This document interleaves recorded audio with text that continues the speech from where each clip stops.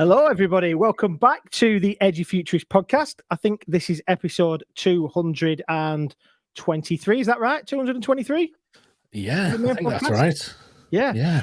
So we are, it's good to be back after a bit of a summer break, and it's good to be back in the studio, having a bit of a discussion, seeing where things are, talking about the future of education. Lads, how have you been? It's been a few months since we last recorded, hasn't it? It's been good. I think I forgot what to do.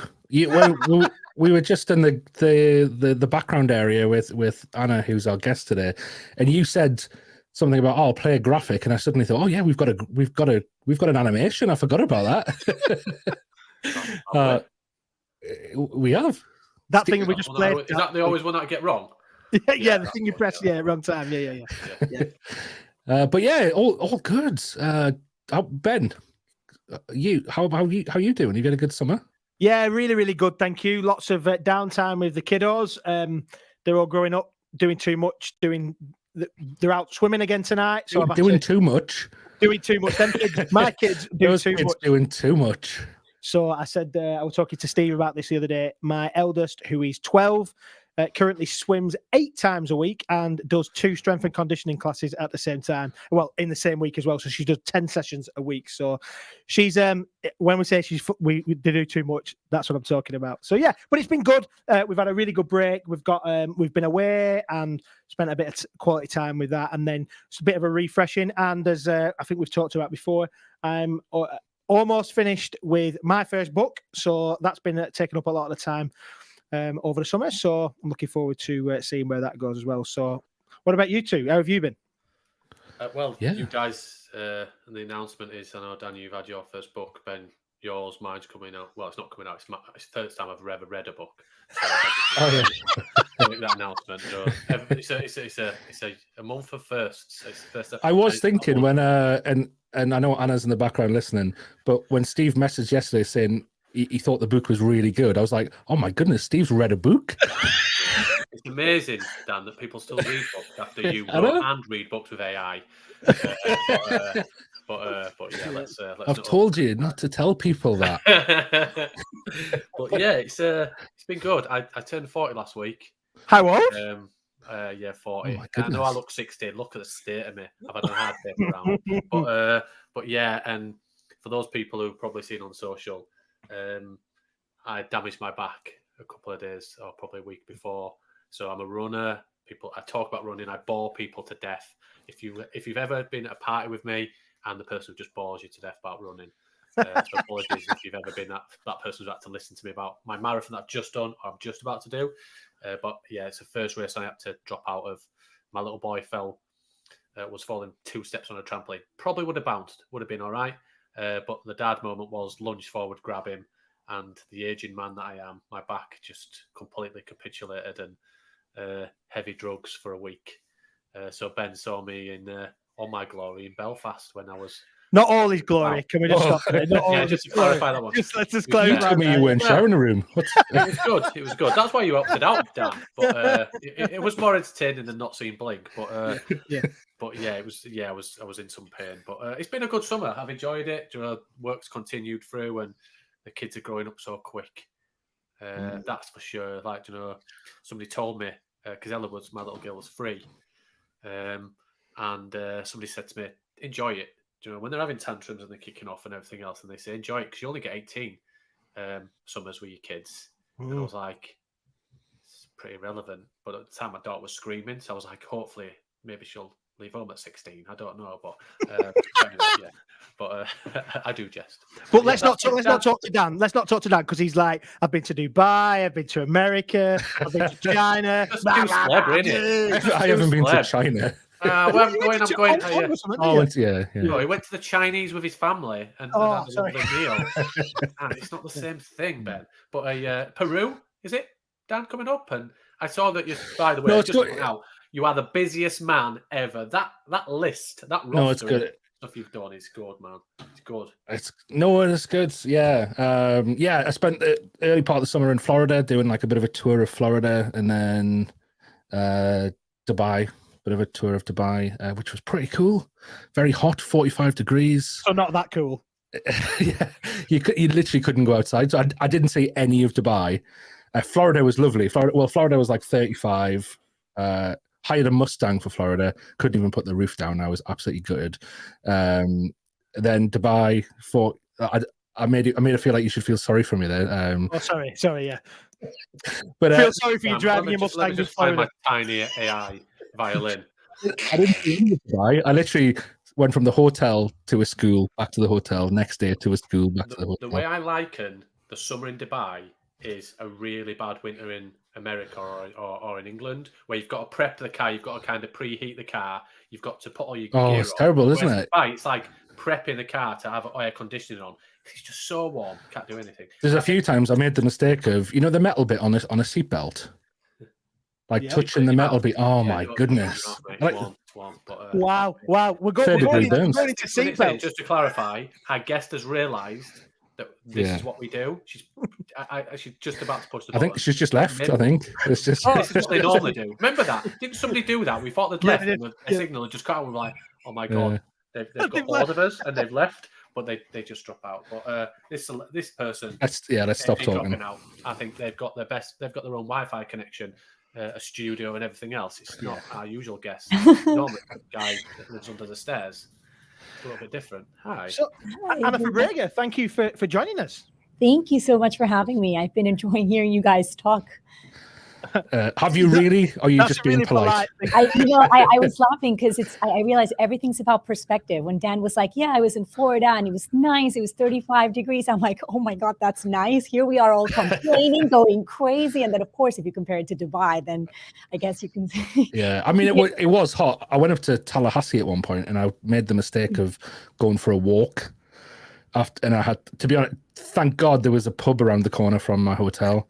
So I went into the pub, had a cocktail, and it was all good. Anyway, I bet it was a fruity one. Did you have an umbrella in it and a sparkler? It had a cherry in it. It was I think it was an old fashioned. Oh. It was nice. Yeah, nice. I really got into cocktails when I was in Florida. I'm not really a cocktail person, but okay. Yeah. Anyway, sorry, I'm taking over the conversation. You've changed. Just to clarify, Anna, this is Dan's last podcast. He's talking about eating cherries in cocktails and driving around in Mustang. It's just not the northern lad that we know anymore. What's happened to him? Yeah. Brilliant. Well, it is really good to have you on the podcast, Anna. We have been trying to do this for about 2 years. I think we worked it out the other day. It's been about 2 years, and things being in the mix, being timetables and having a baby. Congratulations on that. And then writing a book and all the other stuff. Second baby. So it's like busy. And we are really, really glad to finally be able to get you on and discuss primarily today. We're going to be talking about your book, The Learning Game, which we've all got a copy of and we've read, and looking forward to talking about that. But for our listeners who don't know who you are, I wonder if you could just give us a little bit of a synopsis about you and how you came to writing this book. Yeah, so my name's Ana. I'm originally from Panama, but growing up, I moved around a lot. By the time I was 14, I had been to 10 different schools in 7 different countries. And so when it comes to school, I like to say that, I've been around the block a lot, a few times. And so, as I've reflected on my whole journey and how I ended up here, I realized that, going to all these different schools and moving around so much really sparked that desire to work in education, but then at the same time, it's a springboard for wanting to reform and change a lot of the things that we've been doing for a long time. And so it's funny because in the book, I talk about the game of school and then the game of learning. And so the game of school is basically what I had to do in all these different schools that I went to growing up in order to keep up with all the academic environments and the expectations. And it was basically all the things that you do in order to appear diligent and attentive and not to get in trouble and sort of check the boxes in order to pass to the next grade level. And so I did all that of being quiet, not getting in trouble, not questioning my teacher, knowing when to raise my hand and when not to, et cetera, et cetera. And I was very good at this game, right? I got to do it over and over again. I was the new girl 10 times, but I didn't really enjoy it. What I did enjoy was all the things that I could do outside of school, right? And that's where real learning was happening for me when I was exploring my interests and really digging deep into the things that I wanted to learn more about and I was curious about, and nobody kind of like judging me with a grade or telling me, when it's time to close the book and move on to the next thing. And so my mom was really good at making sure that I got to explore and do all these things outside of school. And she was what I call the perfect enabler. And so whenever I had a productive interest in something, she was like, yes, let's do it. And so I think I grew up with that love for learning that came from outside of school, not necessarily inside school. And I loved working with people. And I had a natural way of explaining things in a way that captured people's attention according to what I heard growing up.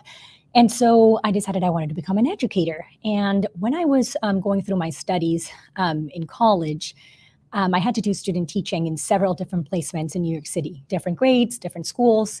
And that's when, it dawned on me when I was observing all the students that they were all playing the game of school. And I hadn't quite realized that the game was universal.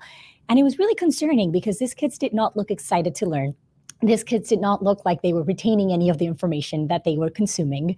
I didn't see this like spark in their eyes, especially the older ones, that you see in little kids, right? If you look at a little kid, they're so excited about everything. They want to learn about everything. They have so many questions. They're constantly exploring. They're not afraid to take risks.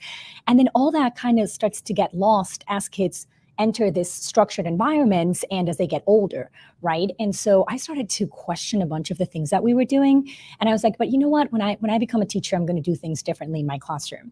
And to an extent I did. I try to create a student-centered environment. I taught in New York, Panama, and Boston. And, the kids were excited to come to my classroom. They seemed to enjoy writing and reading. And, I try to deviate from the curriculum as much as I could. In order to kind of engage in the things that they were already curious about and excited about.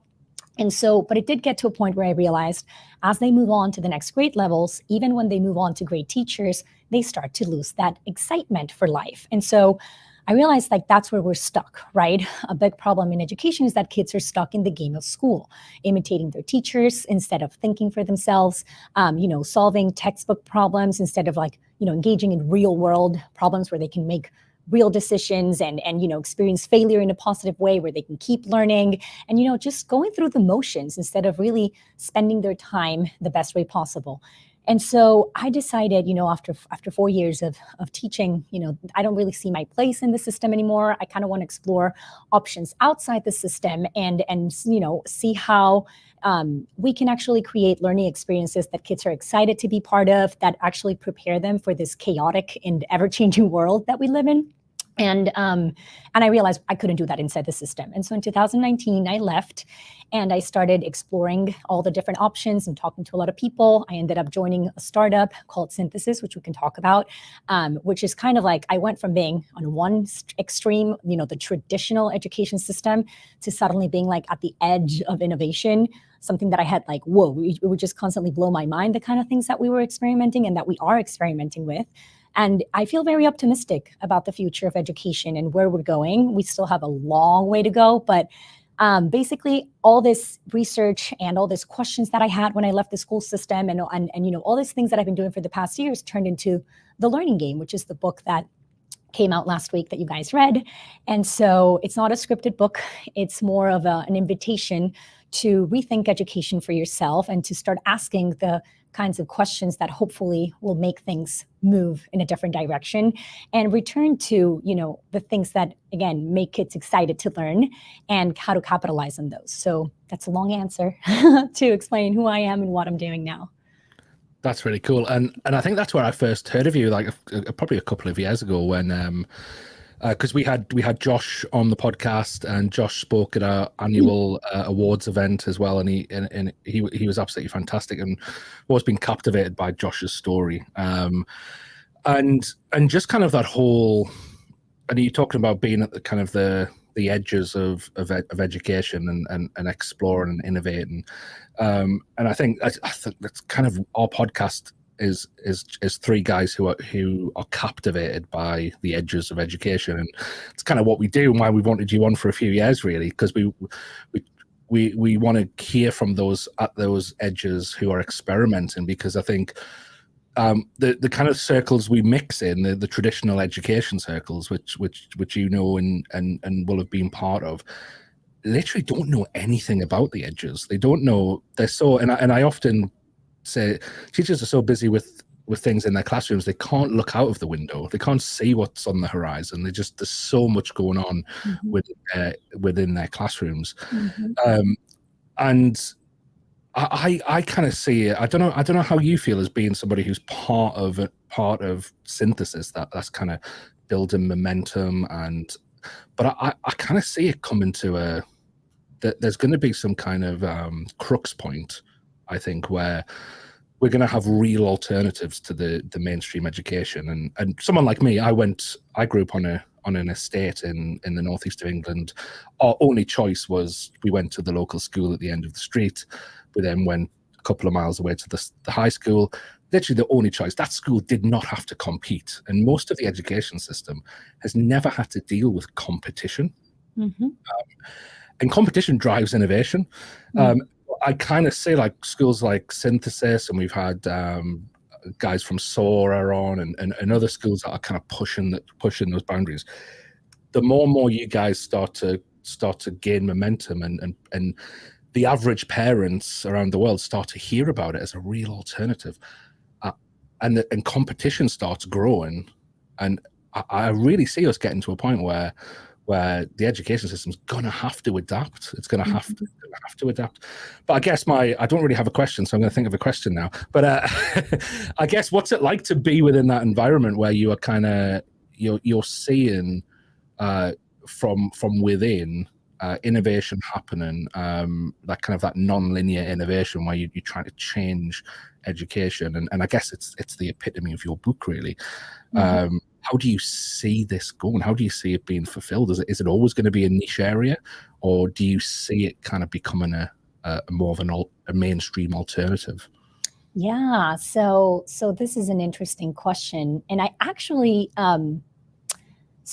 think a little bit different from you in terms of like what's going to happen with the actual education system. And again, happy to be wrong about this. I hope I'm wrong about this, but I actually don't think that traditional school systems are going to go anywhere, at least not, while we're around. And the reason is because, the more research I do and I go way back, and you start to kind of like see how this works and why are things the way they do and who's making the decisions and who's coming up with this curriculums. And you start to notice all the bureaucracy and how much, and apologies because my headphone keeps falling off, but how much of politics influence what's going on, at least a lot in the United States. And the reality is that most parents right now, they have to work and they have to drop their kids off somewhere that's quote unquote safe.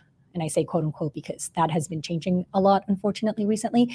But and so right now saying this all these alternatives, they do require a little bit more of engagement on the parents' side, and a lot of families are not there. And so that's one thing. And the other thing is, like I said, it's a very old entity, and there's a lot of forces within it, and a lot of things that I find it really hard for it to move in a different direction. I find it really hard for it to be sort of reformed. I feel like the only option is for us to create an alternative system that sort of goes in parallel and create what you were saying, Dan, that competition. But it's sort of like, I feel like it's always going to be there. So hopefully I'm wrong, but that's sort of like where I've come to with the information that I have right now. I kind of take I spend a lot of my times in traditional schools trying to convince them to change. So I've had to adopt an optimistic mindset that something will change. So yeah, that's the angle I'm coming from. It's funny because when I say like, oh, look at all the industries and how much they've changed in the past 200 years, and yet you look at education and it's pretty much the same.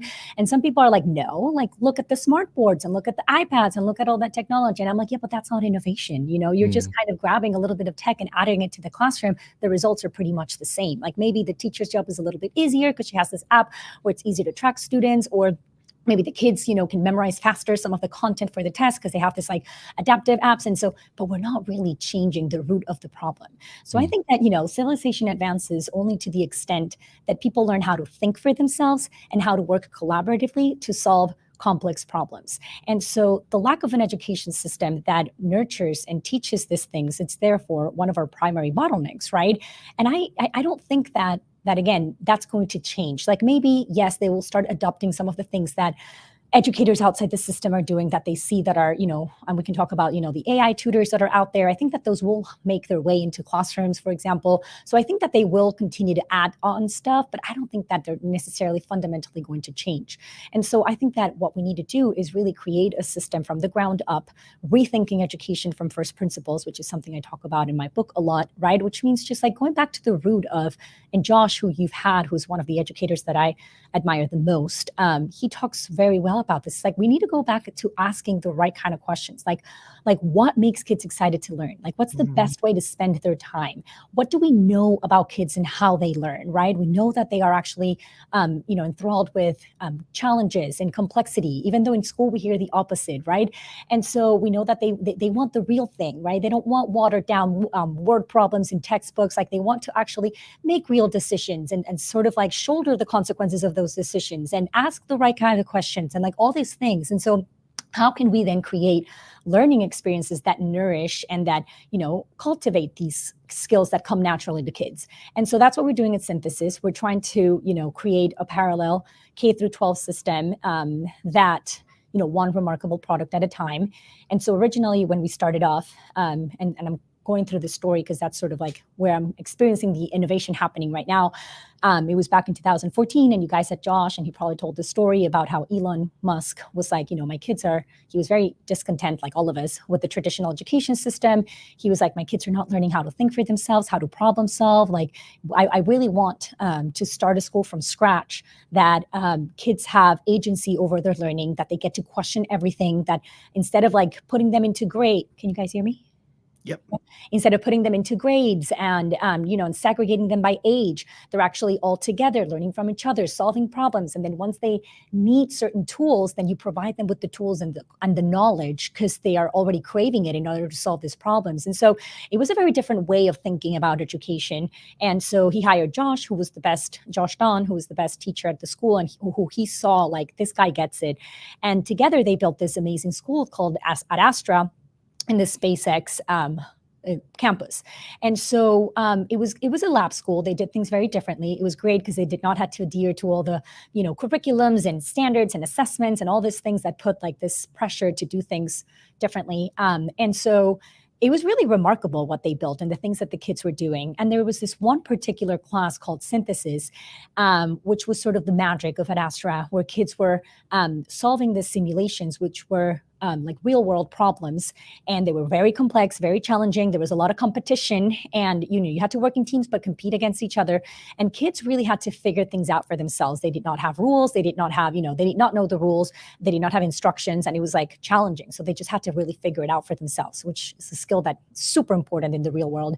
And it taught them how to, get things wrong and fail, but then use that as part of the learning process. And so it was remarkable. The students were so into it. And a lot of different people from around the world would travel to check out what was happening there. And so there was this one guy called Chrisman Frank, who's now the CEO of Synthesis and the other co-founder. When he went to visit, he was like, there's no way that only the 48 kids that go to this school have access to this kind of education. How can we leverage technology and put this online so that kids all over the world can have access to something like Synthesis that teaches them the collaborative problem solving skills that they're going to need, and the communication skills and leadership skills that they're going to need in the real world? Like, that's the kind of education we should be investing on. And so with the pandemic, they were able to grab Synthesis and put it online. And that's when they were like, okay, now we need somebody, a voice in the alternative education space that can help us spread the word about what we're doing. And so they reached out to me, and I fell in love with the product. When I saw, after being a teacher and seeing how disengaged students were, and suddenly, the kids here were at the edge of their seats. You had 8-year-olds speaking like they were 18-year-olds and using this vocabulary words and this, they knew when to lead, they knew when to sit down and listen, they knew how to delegate, and they made mistakes constantly, but they were not discouraged by it. They were taking risks, and just the level of conversations, like they seemed like CEOs of companies talking, and I'm not exaggerating. So I was like, I've never seen anything like this. Like, imagine if more kids had access to this kind of thing, when you're working with kids from all over the world that bring in different perspectives, like that's the kind of things that they're going to be doing in the future, right? And so I was hooked, and since then, I joined them as one of the founding members at the very beginning, and since then we've been working on adding more simulations, and then this year we launched our newest product, which is the Synthesis Tutor, and wow, like that's what really. I'm like, wow, like we're very, this is what the future of education looks like. So basically, we've known for so many years that the best way to learn is through one-on-one tutoring. And it's always been sort of like the holy grail of education technology, to try and find how to leverage technology so that every kid can have their one-on-one tutor. Now, it's very, very complicated to do that. And so I feel like we're finally somewhere where So the way we've done it, and I know that there are a few other folks that are working on digital tutors, but what I really, really like about the one that we're building is that it feels like you're talking to a human and you feel like you're learning from a human. And, me as a teacher, coming from a teaching background, I was a little bit skeptical when I heard about, we're going to have a digital tutor that's going to teach kids the hardcore academics, because the simulations that we have are teaching them the soft skills they need. But what about the hardcore academics? So we're going to teach them math and engineering and all the STEM subjects, and then go into literacy, etc. I was skeptical because I was like, teachers are sort of like the cornerstone of learning. Like a kid needs to feel like there's a caring adult on the other side in order for learning to happen. I just don't know how they would be engaged with a computer. Well, it turns out that the way we've done it, we started with math, and we found this phenomenal educator. His name's Dr. Tanton, James Tanton. He has a PhD from Princeton. He has written 26 books in math. He's one of the ambassadors of the math in America, of mathematics in America. And he's just so passionate about his craft, and he's a good educator, because there are two different things, right? You can be a content expert, or you can be a good teacher, or you can be both. Or it happens to be that he's both. And when I met him, and when I heard him talking about math, and when I started to see the lessons, I was like, this is the kind of teacher that I wish my kid had. And this is the kind of teacher I wish, that makes you excited about math, and it makes math relevant, right? And it makes everyone believe that they can do math, because they can, right? But when it's taught the right way. And so what we did is we've recorded him for hours and hours and hours, and captured his mannerisms, his examples, his stories, his jokes, everything. And to the point where that digital tutor that we have, it feels like Dr. Tanton. Like, even when he's using it to talk, he's like, sometimes I get scared, because it's like sometimes even better than me, because it picks up on everything, and it just does it a little bit better than a human. And so again, and when we started testing it with kids, it was incredible, because the biggest feedback we got from parents was like, they really feel like it's a teacher. They call him Dr. Tanton, and they're like, he or she, or depending on because you can choose different voices. And so that was remarkable. It was the first time that I was like, wow, I forget that this is not a real human. I feel like it's Dr. Tanton. So that's one thing. But then can I just say, Ana, before you move on, I've had a try of the iTutor, and I found it absolutely phenomenal. So I was binary numbers. I did the binary numbers, and I was like, I know it's designed for 8-year-olds, but I was hooked. I'm 37, right? And I was hooked. And I learned so much from it, and I remember thinking, why didn't nobody teach me this at school? Like, I was at school in the late 90s, so that would have been really useful if somebody had taught me about binary numbers. Totally.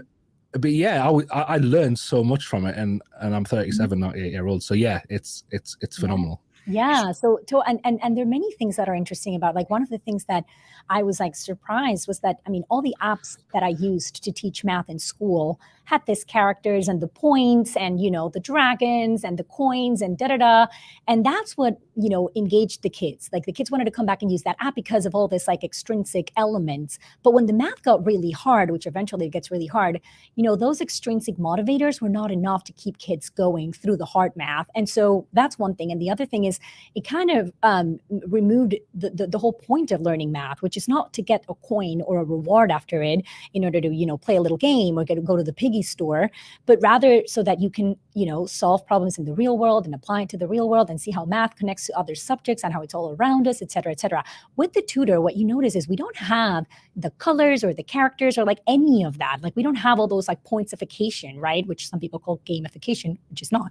And so what it does is kids are motivated to keep using it, and they go through the entire thing super quickly. So one of the things we're trying to do is add content fast. It's not that easy, but because kids are really going fast through it, but it's because they are excited that they're finally understanding math and that they're seeing how math or how what they're learning, they can apply it right away. And something we know about kids is that if they cannot see, they only want to learn and they only absorb what they can use right away in the real world. Knowledge decays really quickly. And so if we're teaching them things that may or may not be relevant in the future when they graduate, this and that, you've lost them. We know that that does not work. And so what I find fascinating is that they know oh, I'm learning this and I can apply it this afternoon. So I want to keep going. Or, you know what, I've always been told that I'm terrible at math, but not really. I'm actually getting this. And this is really interesting. And so on and so on and so forth. And that's what I love, because those are the extrinsic elements of learning that I think that are durable and that I think really matter. And so that's one thing.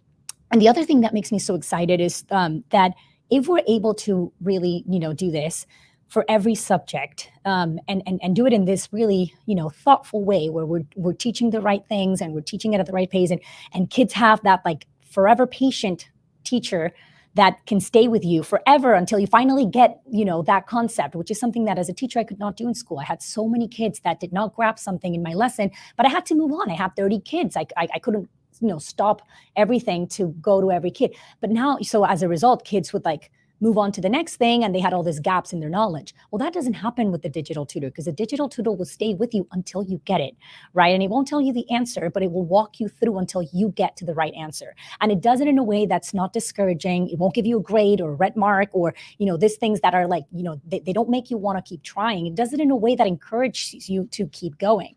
And I was posting a video today about feedback and the importance of assessment. Like, what's the whole point of assessment if it's not to give you feedback to improve and know what are the things that you need to get better on? And I feel like that's what the tutor is doing. And again, we're at the very early stages and it has a few bugs and the kids sometimes call us out for the bugs, which is great. But I feel like we're onto something, and I'm feeling very optimistic, because going back to what I was saying, if we're able to really do this for every subject, imagine like kids being able to go through the hardcore academics in a very efficient and fun way in the morning, like an hour a day or even less. And then they have the rest of the day to actually engage in things that matter, to be kids, to play around. Or I think, Ben was saying, like this summer we had a lot of downtime. Downtime is great for creative ideas. Kids barely have downtime nowadays, right? With this packed schedules and being in school for 8 hours. And then they go after school and they have all this adult-led activities. When do they have downtime? That's the moment where they can actually like engage in the things that they're interested in and get bored. And that's when, new ideas come into place. And so I feel like if we're able to get the academics out of the way in an effective way in the morning, then kids, or in the afternoon, depending on what kind of kid you are, when you want to learn, kids have the rest of the day to do other things, right? That actually matter, instead of being stuck in school for 8 hours, quote unquote, learning, because we all know that's not happening. And so those are some of the things that I'm super excited that I'm seeing in the other side of the spectrum. I think there's a couple of points, and I love the model on synthesis. When we first met Josh and everything else, I think I've been involved in the development of some online schools, and what I've seen is that in England, the DFE, so the Department of Education, has created the accreditation for online education. As soon as I saw that, I panicked and worried, because I was like, how do they know? If they're the ones who are creating the school system that already exists, how do they know what the online school should be? And I think the reason why synthesis and the success in terms of my eyes, not everybody's opinion, and the ones that I think will lead the way, is they've moved away from that whole centralized, and you mentioned it in the book, the centralization of learning, and the reason that schools are failing is because it runs that where we talk about behind the scenes decentralization of learning and education. How do we take this model of synthesis that is technically and is a private organization and model that, or allow the world to move away from decentralization and kind of create their own synthesis of whatever that means, away from the current shackles of the system that we have in the bricks and mortar of learning? Yeah. How do we do that? Right. So I guess that's the question, right? Like, what do we, I feel like a lot of people are like, oh, online learning, it's, when they think of online learning, they think of what we saw during the pandemic. And that's not real online learning. What happened during the pandemic was we were trying to problem solve from one day to another. Nobody knew what was going on in the world. And it was just like, okay, let's grab what we're doing in brick and mortar schools and put the schools online. And that's basically what you did. You grabbed what you were doing in the classroom and we put it online. Of course, if kids were not paying attention and not engaged in the classroom with the kids and the teacher, how are they going to be engaged looking at a computer for 7 hours a day or 5 hours a day or whatever, doing exactly the same thing? Of course, that does not work. And that is not online education. Online education done right is when you build something with a digital audience in mind and an online audience in mind. And then you do things and you structure things in a way that are conductive for learning online. And it looks very different from what happens in a classroom naturally, right? Like, this is a very different medium.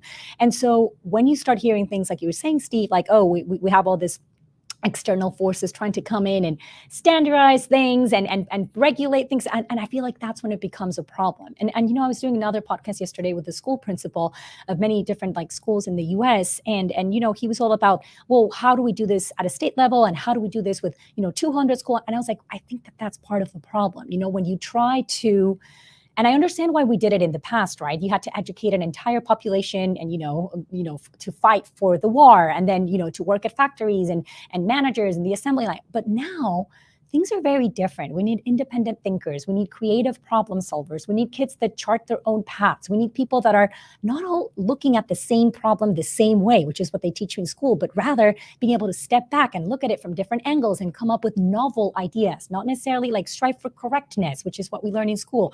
And so for that, we need to design something very, very different. And I think that when you try to standardize that and when you try to, you're like kind of going back to the same problem. We're all different. We all learn differently. We all have different styles and we mature at different rates. So when you try to standardize things, I feel like that's part of the problem, right?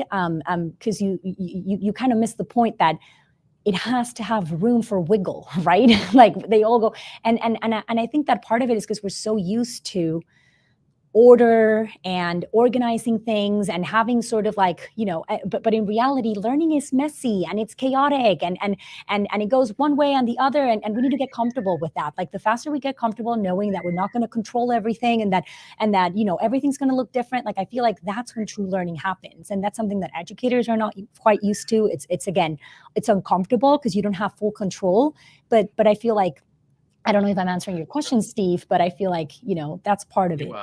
Because, sorry, Ben, I know you're going to come in, but I heard, and I can't remember who said it, and I remember this conversation, I was still in education at the time, and somebody said, the problem is we are constantly trying to cultivate our crop. We're constantly trying to put it in rows and grow it in lines and feed it and water it in exactly the same way every single day. And what we need to create is a rainforest where outstanding shoots of practice and learning take place. Just you walk in a rainforest if you've ever been there, and you just see, you're like, well, I'm guessing that wasn't there 2 weeks ago. And things are just shooting up, and the exciting bit of it. But the problem is, across the world, we have created crops in education, and we're cultivating over and over again in exactly the same way, like we do a harvest, because that's the way that we do it en masse, like we do production of food and everything else. And yeah, it worked, but how sad that we are treating the development of children and learning in exactly the same way that we used to grow food. Totally. We haven't learned probably from the first harvest, and education has probably not evolved enough since the first harvest. Totally. I like that analogy. Ben, if you want to kick in there. No, I think that's absolutely where we're at. That even farmers rest fields so that they can replenish and then they can go in again and use them again. You can't, if you over harvest, your yield is going to come, and that's what we've done with children, and that comes from testing as well. And I know that testing and high stakes testing is a real bugbear. Having not just read your book, everything that you see online that people are talking about, like yourself, Anna, are saying that high stakes testing is one of the challenges that really is cultivating that crop and churning it, and it just makes those lines totally straight that don't need to be straight. It's interesting. I have a 12-year-old and a 9-year-old, and I asked them both yesterday in preparation for this. I said, if you had a choice to go to school or to learn at home around things that you're interested in and that you have control over and that you can explore, what would you rather do? My 12-year-old said, I'd want to go to school. And I said, why? She went, because all my mates are there. And then I said, but if you could still see your friends, but you could do that, would it change it? She said, oh, maybe. But my 9-year-old absolutely, without even a hesitation, said, I would learn my own way and do the things. Because I find school really easy, Dad. And that was the conversation she was talking about. It wasn't that it's too hard. It's that she says, I have to do the same things as everybody else. And I said, I don't mean being rude, Dad, but like I already know what that is. And she said yesterday she had a spelling test, and that's obviously a regular cultivation of a crop. We need to teach kids how to spell. And she had two words on it that well, two words that just come up. So one of them was brandish and one of them was fictitious. And I said to her, what do they mean? She went, well, I don't know. I just know how to spell them. And I thought to myself, oh my goodness me. Like, this is the problem right now. We're teaching kids how to spell words that they don't even know what they mean. What is the point? And I think this really ties into this idea of the problem with testing, the problem with schooling for testing, the idea of memorization for the sake of passing a test as opposed to deep learning. And I know that you speak at that quite a lot in the book, don't you? Yeah, because wow, that's such a great example. And, you know, all this, like when you were talking about spelling, all this like memories came back of when I was a teacher, and oh my God, like spelling is one of those subjects that I really don't understand why we spend some time drilling. But so it's interesting because I was very curious. One of the things that was very alarming to me when I was teaching was the kind of environment that was created during test prep season and during testing season in the schools. I mean, it was unhealthy left and right for teachers, for parents, for students. Like the whole thing seemed so messed up, yet everyone just went through the motions. And so if before test season started, we did not quite have enough time to focus on the things that kids were already interested in because we had to follow these lessons. Imagine during test prep season, which is basically the only thing you talk about, and you're telling kids, you know, these are high stake tests, right? And you need to do really well because depending on this, like everything revolves around this test, right? Kids enter gifted programs or enter remediation groups or move on to the next grade level or go to college or, you know, schools are competing based on the results. Like everything revolves around these tests. And I was like, how did this even happen? Because originally, if you go back, when we started using tests around the 1960s, right? Like after World War II, after the Industrial Revolution, just as a way to sort of have a benchmark and sort of, you know, just have like a base of where kids, you know, are in general and like a touch point. And I think that was fine, you know, like when you use it like that to have a general sense of where kids are because they're not really that assertive. I think that's fine. Like I think there is a place for assessment in general. However, the problem has become that, you know, with time, there's been a massive increase in standardized testing to the point where schools revolve around these tests. And the people that are creating the tests are the same companies that are creating the lesson plans and the curriculums. And so we're basically teaching for these tests. And when you look at these tests, oftentimes you realize that it's not even common knowledge that you need in professions nowadays, right? Maybe for professions back then, but not even. And so it's really concerning that we are cramming all this information and spending all this precious time where kids could be learning about other things that are actually valuable, and then putting all this stress on kids, which sometimes it's, you know, again, it's concerning, right? And it has like, you know, really unintended consequences. And then sort of what are we teaching kids? What's the underlying thing that we're teaching kids? That they're learning to pass a test. They're not learning for the sake of learning or to improve it. No, they're learning to pass a test. What I noticed was that oftentimes after they took the test, you had two groups of students. You had the students who passed the test with flying colors, and then they had no idea how to apply this to an open-ended problem. And I was like, why are we celebrating you with an A? And, you know, you feel so proud of yourself if you can't apply this knowledge. Like, this is not good. And then you had the kids that you knew that they actually knew the material because they can put it into practice, they can talk about it, but they're just not good test takers. Or that day they had a bad morning or they had a bad night or whatever, and they did not perform well in this test. And so it's like, it's so unfair that they get penalized for, you know, just for that. And so I started to wonder why, if we know that kids learn differently, if we know that kids showcase what they learn in different ways, how is it that we have only one way to assess them and that this has so much weight on it, right? And so, and then I started thinking too, like, what's really accountability? Like, what matters, right? And do we really think that these tests are measuring the kind of competence that you need to be successful in the real world? No. Do we think that this massive increase in tests has, you know, closed the achievement gap between, you know, different demographics? No. If anything, it's made it worse, like a lot worse. You have kids falling through the cracks everywhere. And I think that, you know, we've missed the point of an assessment. Like, an assessment should be a way to show you what you don't know yet, and so that you can improve on it. So the whole, you know, attitude around an assessment should be positive, should make kids want to go back to this thing that they got wrong and then improve at it. But that's not what we're doing. We're scaring them. We're putting these marks that we're telling them, like, you know, this is going to be in your transcripts for a long time. And so kids don't want to take risks. They don't want to try things out because they feared that they're not going to, perform well in this test. And so I feel like, this is kind of one of the biggest problems in education right now. And I don't necessarily have a clear-cut answer for what the solution is, but in the book I talk about, what if we lowered the stakes, right? Because we know that the most genuine parts of learning happen when kids are, exploring their interest. And, like I was when I was a little girl, not worried about being judged and about a grade, but just kind of like just doing your own thing. And high stake tests get in the way of that real learning. And it's really hard to measure that real learning, right? And so what if we lowered the stakes? If we had tests, but for like just as one measure of one thing and then had a bunch of other alternatives, right? And what if we broaden the options? If you look at what a lot of homeschoolers do is that they submit a portfolio at the end of the year to their local school board that includes, business plans and songs and projects and, maybe some tests. And they have a variety of ways that they can showcase what they're learning. It motivates kids to actually want to do it. It makes them feel competent, which, by the way, is super important, right? It's sort of one of those things that makes you want to keep learning. If you don't feel like you're smart because, you don't get to showcase what you know in the way that suits you in school, then that becomes a self-fulfilling prophecy and you don't even want to try anymore. And you see this with a lot of kids. And so homeschoolers tend to be more engaged in their learning because they have more agency, they have more choices, and they have more ways that to actually show what they're learning. And so I propose lowering the stakes and broadening the options and finding better and more ways to assess kids. And so this is a very, nuanced topic. And of course that it's hard to do it at scale, like everything. But I feel like having those conversations would kind of get us walking on a different direction. The madness that's going on right now, it doesn't make any sense. It doesn't make any sense. And the results are terrible. So I don't even know why we're still in this,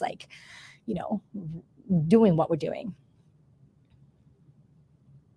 Yeah, it's crazy because we're continuing a system and we kind of know why it exists. Is because schooling is pretty much it's babysitting. I've talked about this before, so that parents can go out and work and maintain the economic model, that the means of production. We know that that's part of it. We know that high stakes testing makes it easy for the administrators to be able to get a benchmark and be able to see performance over time. Portfolios. I can't even begin to account the amount of times we've talked about that variety of assessments on the podcast and suggesting that high stakes tests are not the only option. Mm-hmm. Yet that's difficult to do because you can't mark them at scale for millions, like you just said. So we've got a system that perpetuates that, and then like you said earlier, there's that bureaucracy and the organizations that hold the power that want to maintain the status quo. I think interestingly that then ties into what we do in school and what the game of school has become, like you talk about in the book, has become a set of rules, a set of you must follow this, a way of teaching, a curriculum you must cover. A good friend of ours in the UK, Bob Harrison, says about everybody talking about delivering content, and you deliver food, you don't deliver content, and it's nothing to do with that's not school's about. But then you create these whole sets of rules, and the stat that blew me away this week, as I was reading your book, was that one that children are there's more rules in school than there are for convicted criminals in prison, and when I thought about that, I thought to myself, it absolutely is right. What shoes they wear, what haircut they have, what clothes they wear, which side of the corridor they walk on, what color pen they can write in, like where they've got to put the date and title, and it's just mental that we're just trying to create a straitjacket way of delivering to kids one size fits all model. And as I think it was Dan that said this a few months ago, one size fits all actually means one size fits none. It just doesn't work that way, does it? So yeah, it's broken, isn't it? Totally. And you know what's so interesting, that if you give kids choices and if you give kids autonomy over their learning, which is actually not that hard to do, right? Like choices can be simple as how do you want to learn? Like standing up, sitting down, in the couch, in the floor, or what do you want to read? Or, who do you, like, if you give kids choices, you suddenly, teachers are struggling so much to capture kids' attention, and they're like always complaining, like they're not paying attention, they're not paying attention. It's like, it's not the kids' fault. It's literally the way that we're trying to, like you said, deliver this content. But if you suddenly empower them and we're like, no, you're going to help me find this knowledge and see how we put it into practice, or you give them choices, suddenly all the behavior issues start to go down, all the unengagement starts to go, why? Because that's sort of the way that kids are meant to learn. When you give them choices and when you give them autonomy, which are two things that are seriously lacking in schools, like all the things that you mentioned. I didn't even remember, but yes, we would make them write with specific pens and in certain parts of the notebook, and how long their essays had to be, like 5 pages. But what if they can say what they say in 2 pages more effectively? Or what if they want to say, like, all these parameters and rules really get in the way and hinder the whole learning process. And so it's really concerning, because we have kids that are graduating from high school with a bunch of academic junk, because they don't even know what to do with this information, or it's not even relevant, or they've forgotten most of it, but they have no idea what they're really good at, because they've spent all their years hearing what they're not good at and how to remediate that, not like, how to double down on your strengths and how to make you amazing at the things that you already like doing and are good at it. They have no idea how to contribute to the real world, because we've kept them in this constrained environment for 18 years. And then we're suddenly like, oh, you're a teen. Here you are out in the wild, figure it out. And it's like, of course they crash. And of course, because they've never had an opportunity to contribute, or a lot of kids to contribute to the real world or make real decisions, or they haven't learned how to be independent, because everything's like so watered down, or they don't know what to do when there's not an adult telling you, you need to do this and this and this, or here are the instructions. Like, the real world doesn't come with instructions. So it's funny that we do all these things in order to prepare them for the real world, and really what we're doing is the complete opposite. They're graduating from school not knowing what they want to do, what they're good at, and not even knowing how to really survive in the world. And so it's just very frustrating.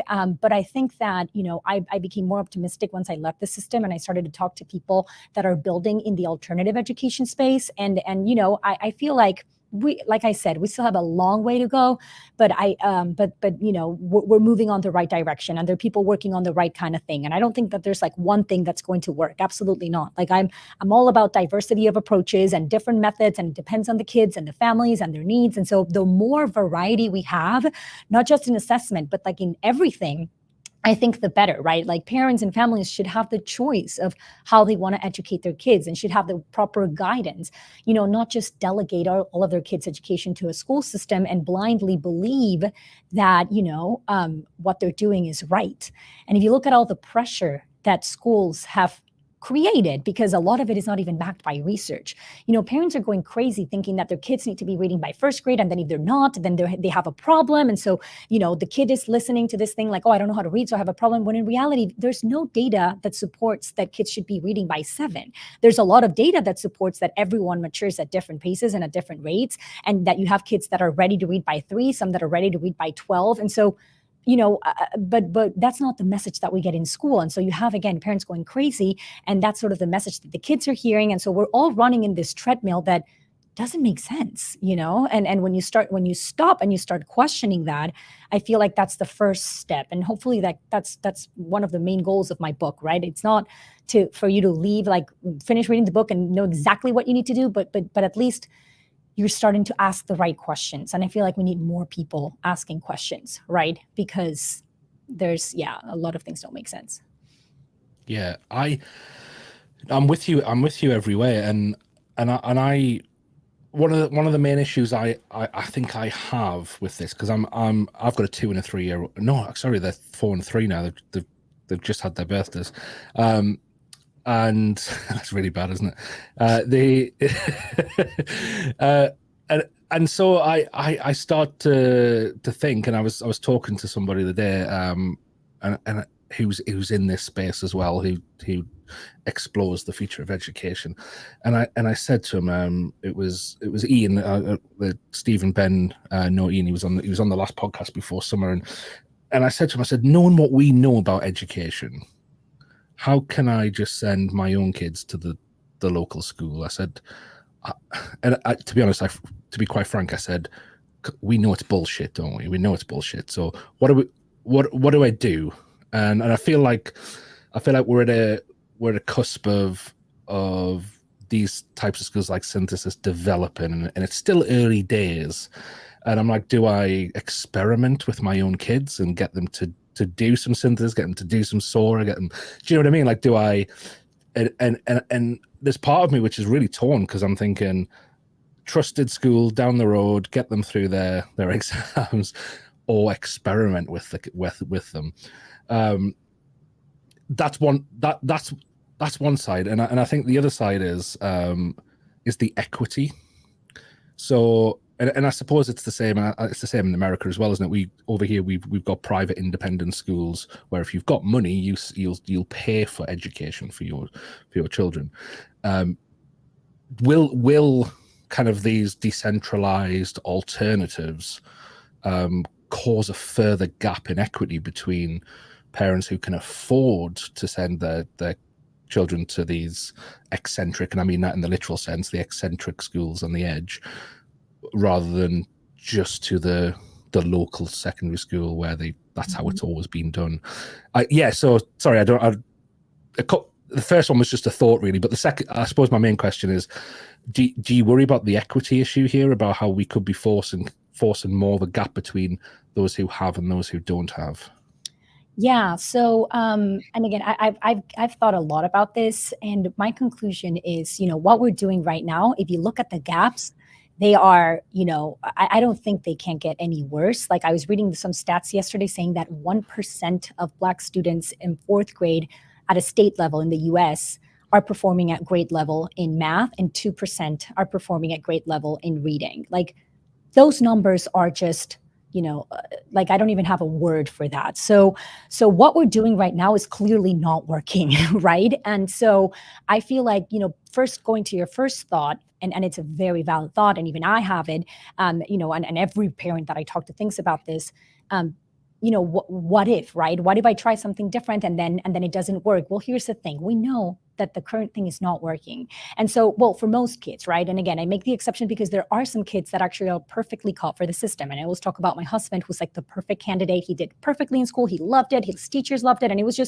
it's the way he learns. So of course, there's some kids that benefit from the school system. But again, it's like one very small percentage of kids that, if your kid is there, great. And your kid is excited to go to school, and you see that they're learning, and you don't need to look at their grades. You can tell if your kid is learning if they come back from school and they want to tell you about all these things, and you see them excited to want to keep learning outside of school. If that's the case, then you're fine. But if that's not the case, which happens to be for a lot of kids, then keeping them there is really just perpetuating the problem. So finding alternatives and trying out alternatives, and if it doesn't work, you can always pivot and you can always try something different. I feel like you're not going to damage your child. And again, I need to remind this to myself, right? If you don't put them in this environment where we have for so many years believed that it's where learning happens. Learning happens everywhere. And if you give them the right space and the right resources and access to a community and access to other kids that are independent thinkers, and if you're able to do that, then I don't think you can go wrong, right? And always remembering that the parent is always the best teacher that any kid will ever have. And I have a whole chapter in the book called Skin in the Game that talks about, how parents really need to be responsible for their kids' education. And this doesn't mean that you need to be their teacher and teach them all the subjects. It just means that you need to take responsibility and shoulder the things that go right and the things that don't go right, right? And so, and you need to figure out what to do with your kids' education, whatever that is. And so, so that's one thing. I feel like we should always give it a try, and then we can pivot and try something else. And then if you tried a bunch of different things and nothing's working, then you can always go back to the school system, right?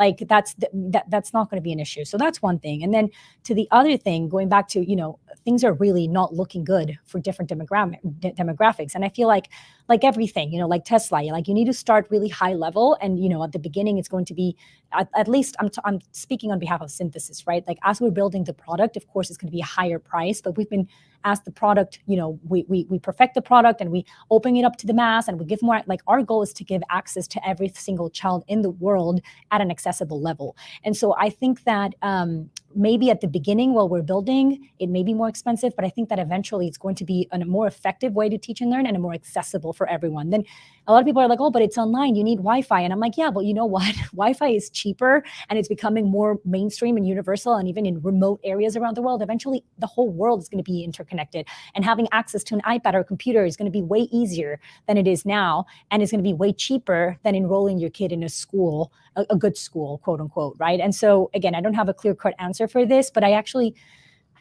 think that more kids are going to benefit from the alternative options than the actual schools that we have right now. Ben, I think we were having this conversation, links back to the swimming and the cost of being a parent, in terms of the clubs and the things that they go through. And I think my little boy is 20 months this month, and he's just starting football. Diddy kicks. I'm hoping is my retirement is my little boy. I've told him he's not allowed to play left back or centre half. Like I played centre half, and look at the state of my nose. You never make any money off that. I want him to be centre forward, and like Messi or Ronaldo, and bringing in some big bucks. But I was astounded.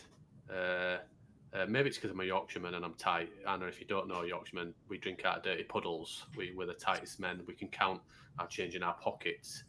But I was looking at this football. Sorry, I'm looking at Anna's face, and I cannot believe you just said that. What is going on here? What have I agreed to do? No. I love learning about different things. But I was looking at it and I was like, oh, I love my son, but it's very expensive. And I was looking and it was like you have to pay your fees for every week, every 30 minutes, every Saturday that he's going to be going.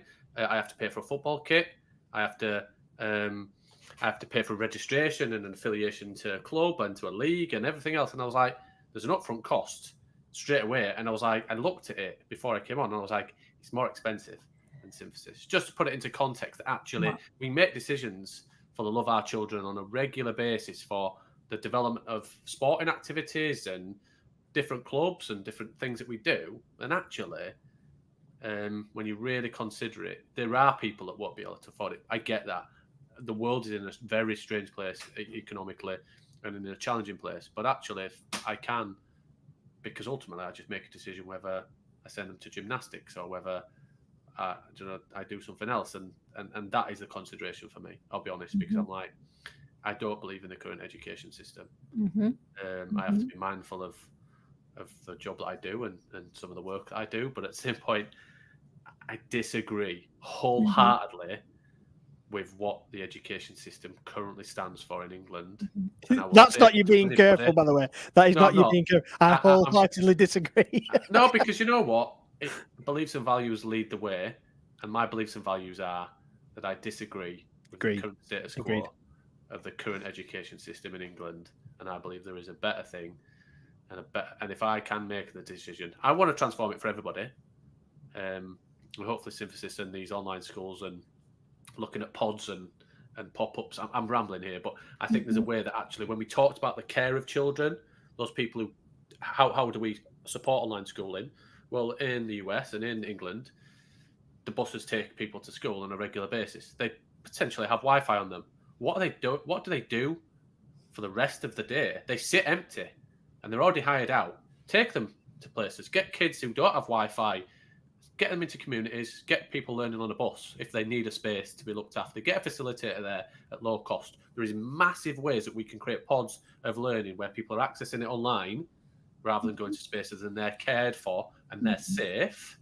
And I know that you touched upon that safe element.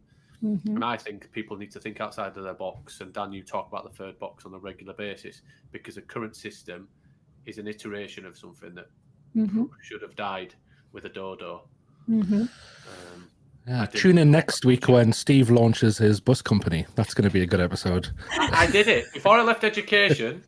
During COVID, we were engaging with bus companies that had Wi-Fi on them because they weren't taking, and we were saying, right, how can we get these out to kids in rural communities and spaces where they didn't have Wi-Fi and they couldn't access learning? We had this whole provision during COVID where we were going to take buses in collaboration with the bus companies that were going to do it. We were going to put them into those communities because kids didn't have Wi-Fi. It can be done, but the problem is we have to break the status quo of people that want to shackle education, people that are making billions out of education in different ways, and people who love the status quo. I don't speak often, but I ramble, and and I definitely am always honest. I think, and Good. yeah, that's just the way it is. Beliefs and values synthesis is probably going to be, and that kind of schooling is where my kids are going to go, I'm afraid. Awesome. I'm very happy to hear. It's been a good one. I reckon. I think I've touched about 2 points on my notes that I've got here ready from the book. So we could have gone on and on and on. But Anna, we know that you are a busy person. You've taken time out of your day for us today, and we really appreciate it. We appreciate your book, and we know that we will be giving away copies of this that you've kindly shared with us, giving away copies of this book for some of our listeners. So look forward to hearing about what other people have to say about it as well. If you haven't read it already, The Learning Game by Ana Fábrega, it is an absolute must read. I couldn't put it down. It literally was one of those books where I've turned probably 50% of the pages and scribbled all over it. So we love it. Thank you for what you're doing, the work that you're doing, and we look forward to having you on for part 2 at some other point. Thank you so much. I appreciate you guys. I have my Edufuturists award at home that I'm great. that I'm very proud of. So thank you for finally having me. I'm so glad we had this conversation. It was a lot of fun, and I hope we get to do it again. And thank you for your support with my book as well. Thank you. Thank you. Take care. Cheers, Anna. 1, 2,